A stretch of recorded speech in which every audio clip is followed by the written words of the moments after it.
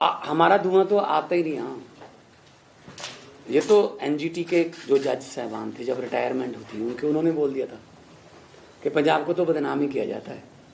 पंजाब से दिल्ली तक धुआं 10 दिन में आने के लिए कम से कम नॉर्थ से साउथ कम से कम 30 किलोमीटर से ज़्यादा स्पीड से हवा चलनी चाहिए, वो कभी नहीं चलती।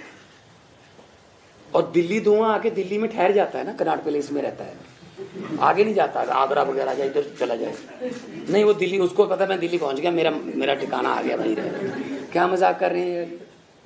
हरियाणा हमारे से पहले पड़ता है, इधर राजस्थान है, इधर यूपी है, और दिल्ली का खुद का पोल्यूशन। अभी हमने तो इस बार क्योंकि बारिशों की वजह से धान लेट कटाई शुरू हुई, अभी हमने तो कटाई भी शुरू नहीं की थी। दिल्ली का AQI 400 से ऊपर हो गया था, वो भी हमारा ही है।